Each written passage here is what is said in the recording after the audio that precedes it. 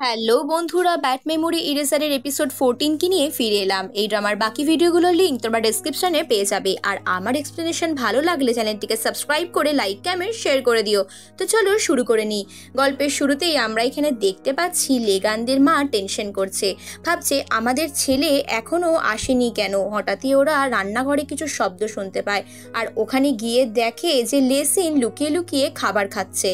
ওর বাবা মা শুধু এটুকুই বলে, তোর গা থেকে বিচ্ছিরি মাছের গন্ধ বেরোচ্ছে, কোথায় ছিলিস তুই? নিজের স্বপ্নের কথা না ভেবে তুই এরকমটা কেন করছিস?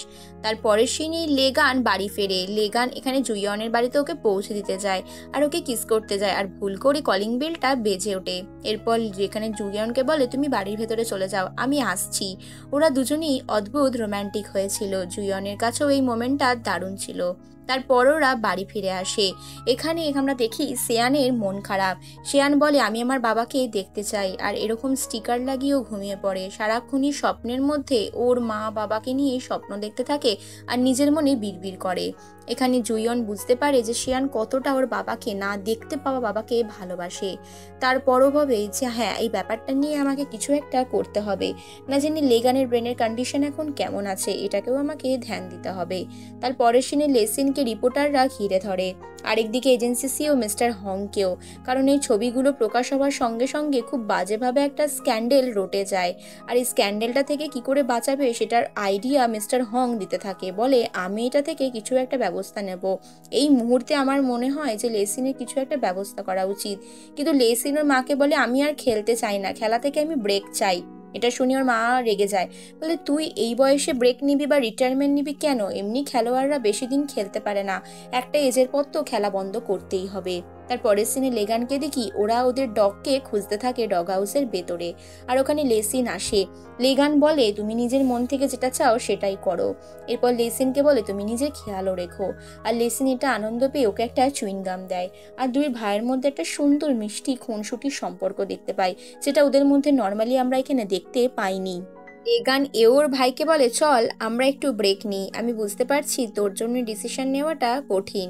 তারপরের সিনে ও নিজের ফোন দেখতে দেখতে দূরে চলে যায়, আর ওখানে গিয়েও বুঝতে পারে যে জুইয়ন সত্যি সত্যি লেগানকে ভালোবাসে, ওকে নয়। তারপরের সিনে আমরা সিয়নকে দেখি। সিয়ন এখানে নিজের প্র্যাকটিসের মধ্যে ব্যস্ত থাকে। ওকে নিয়ে বাকি প্লেয়াররা এখানে লেসিনের নামে উল্টোপাল্টা বলে, যেহেতু ওরা পার্টনারশিপে খেলতো এটা নিয়ে ওদের মধ্যে ঝগড়াও হয়ে যায়, আর মারামারি হাতাহাতি অব্দি সিচুয়েশনটা পৌঁছে যায়। এটা নিয়ে ওদের কোচ বলতে থাকে ব্যাং যে এই মেয়েটাকে আমি কি করে সামলাবো। তার পরের সিনে আমরা ওখানে শেয়ানকে দেখি। শেয়ান এখানে যখন আসে তার পরের সিনেই আমরা লিসিনকে দেখি। শেয়ানের সাথে কথা বলা শেষ হয়ে গেলে লিসিন মা বাবার জন্য অনেক জাঙ্ক ফুড নিয়ে আসে, যেটা ও নর্মালি খায় না। তোর মা বাবা বলে তোকে হেলদি খাবারই খেতে হবে, তুই একজন অ্যাথলেট, তোর মাসেলের গ্রোথ হওয়া দরকার। তো এরপরও বাবা বলে ঠিক আছে ওই খাবারগুলো তাহলে আমাকে দিয়ে দে। লেসিন মন খারাপ করে ওখান থেকে চলে যায়। পরের সিনে আমরা প্রফেসর হাংকে দেখতে পাই। মিস্টার হান বলে সেখানে নামজিনকে জিজ্ঞেস করে তুমি এখানে রিসার্চের ব্যাপারে কি করতে চাও। নামজিন বলে এই ব্যাপারটা ঠিক হচ্ছে না, এখানে রিসার্চে কিছু গন্ডগোল আছে, সাইড এফেক্ট তো আছেই। জুইয়নের সাথে এবার প্রফেসর হান কথা বলে, আর এখানে যে ইঁদুরটাকে লুকিয়ে ফেলা হয়েছিল সেটা নিয়েও ওরা জিজ্ঞেস করতে চায় যে এখানে ইঁদুরটার সিচুয়েশনটা কীরকম। জুইয়ন ডিটেলসে জানতে চায়। তার পরের সিনে আমরা শেয়ানকে দেখি। ও এখানে বোর্ড কমিটি থেকে বেরিয়ে যাওয়ারই চেষ্টা করে, তার আগে ওর বাবাকে খোঁজার চেষ্টা করে। পুলিশ স্টেশনে গিয়ে ও কিছু পুরনো ছবি তথ্য খুঁজে বার করার চেষ্টা করে, আর ওখান থেকে ও একটা পুরনো ছবি খুঁজতে পারে। হঠাৎই ওর মনে পড়ে যায় যে লোকটা কিডন্যাপার, সে ওই খামটা থুতু দিয়ে আটকে ছিল। আর এখানে ছবির মধ্যে দেখতে পাই ওর বাবাকে দেখতে পেয়ে অনেক ইমোশনাল হয়ে যায়, আর লেগানকে জড়িয়ে ধরে কান্নাকাটি করতে থাকে। তারপর সিয়ান এক্সাইটেড হয়ে যায় বাবার সাথে দেখা করবার জন্য। এই ঘটনাটার পরের সিনে আমরা চলে যাই নামজিনের কাছে। নামজিন জুয়েনের সাথে কথা বলতে চায়, কিন্তু জুয়েন বলে আমি আমার সাবজেক্ট মানে আমি আমার পেশেন্টকে নিয়ে তোমার সাথে কোনো কথা বলতে চাই না, বিশেষত তোমার মতন স্বার্থপর মানুষের সাথে। এদিকে সিয়ান খুশি হয়ে বাড়িতে অনেক খাবার নিয়ে আসে, আর ওখানে এসেও দেখে ওর মা ওকে ফিরে যেতে বলছে। লোকজন সমস্ত সিকিউরিটি নিয়ে হাজির। এখানে কোনোভাবেই জুইয়নের মা ওকে আর সাপোর্ট করে না, বলে আমি সব সত্যি জানার পরও তোকে রেখে দিলে সেটা আমার অন্যায় হবে। এখানে ওনার নাতিটা প্রচুর কান্নাকাটি করে সেয়ানের জন্য। তো নাতিটাকে উনি বুঝিয়ে সুঝিয়ে ভেতরে নিয়ে যাওয়ার চেষ্টা করে। সেয়ানকে ওর মা বলে যে বাবা তোর জন্য কোনোদিন অপেক্ষা করিনি, তার জন্য তুই অপেক্ষা করে কি করবি। এরপর সেয়ান বাধ্য হয় ওর মায়ের সাথে চলে যেতে। আর এখানে জুয়নের মায়েরও অনেক খারাপ লাগছিল। সেয়ান মন খারাপ করে গাড়িতে বসেছিল, আর ঠিক তখনই একজন ভদ্রলোক ওনার গাড়ির সামনে এসে পড়ে যায়। আর এই সুযোগে সেয়ান গাড়ি থেকে নেমে ছুটে পালিয়ে যায়। ওর মা চাইলেও ধরতে পারে না। আর স্কুটি করে যে ভদ্রলোক যাচ্ছিল, সেই ভদ্রলোকই এখানে সেয়ানকে তুলে একটা জায়গায় পিক করে। হঠাৎই যখন ওরা দুজনেই হেলমেট খোলে, তখন ও দেখে একটা বয়স্ক লোক। এই লোকটাকে দেখে স্বাভাবিকভাবে সেয়ান একটু এক্সাইটেড হয়ে যায়, বলে তুমিই কি আমার বাবা? তোমাকে মনে হয় আমি ছবিতে দেখেছিলাম। লোকটা ওকে জড়িয়ে ধরে কাঁদতে থাকে, বলে আমি আগের থেকে অনেক বদলে গেছি, তাই না? সেয়ান এতদিন পর ওর বাবাকে দেখতে পেয়েছে দেখে অনেক খুশি হয়। এরপর ওর বাবা বলে, তুই মায়ের কাছ থেকে পালিয়ে এসেছিস, এবার থেকে আমার সঙ্গে থাক, আমার সোনা মেয়ে। বলে ওরা দুজনে মিলে অনেক খাবার দাবার খায়, অনেক এক্সাইটিং জিনিসপত্র করতে থাকে। পেরেন্টস ডেতে যেদিন ওর বাবাকে গিফট দিতে পারিনি, সেগুলো এখন করে। যে খাবারগুলো খাওয়ার ইচ্ছাও ছিল সেগুলো পূরণ হয়। রাস্তার মধ্যে দুটো ছেলের সাথে সেয়ানের হঠাৎ ধাক্কা লাগলে ওর বাবা ছেলেগুলোকে চেপে ধরে। তার পরের সিন আমরা এখানে শিফট করি হচ্ছে রিসার্চ সেন্টারে, যেখানে জুইয়ন মন দিয়ে টেস্ট করার চেষ্টা করছে। দেখছে যে এই দুধটার ওপরে এখানে মেমোরিটা ডিলিট করে দেওয়া হয়েছে, তার ওপরে কি ভুলে যাওয়া মেমোরি আবার রিপ্লেস করা যায়, সেটা নিয়ে ওরা রিসার্চ করতে থাকে। এদিকে হঠাৎ করে সিয়ানকে ওর পাতানো বাবা অনেক বকাবকি করে। ওর বাবা বলে, আমি তোকে বকাবকি করছি তোর ভালোর জন্য, তোর ফোনটা আমার কাছে রাখ, যদি তোর মা তোর সাথে আবারও কন্ট্যাক্ট করার চেষ্টা করে। এদিকে জুইয়ন, মিস্টার হান, আরও একজন রিসার্চার সকলে মিলে অনেক অনেক সারা সারা রাত জেগে এই ব্যাপারটা নিয়ে রিসার্চ করতে থাকে, যে এখানে যতটা সাইড এফেক্ট লেগানের ওপর পড়বে সেই সাইড এফেক্টটা যেন কাটানো যায়। আর ওরা তিনজনেই এই চেষ্টা জারি রাখে। দেখতে দেখতে রাত পেরিয়ে সকাল হয়ে যায়। ওরা তিনজনে এই কাজে ব্যস্ত থাকে। তার পরের সিনে পরের দিন যখন এখানে জুইয়ন বাড়ি ফিরে যায়, ও বাড়ি গিয়ে প্রথমেই শিয়ানের খোঁজ করে, কারণ শিয়ানকে এই বিষয়টাও বলতে চায়।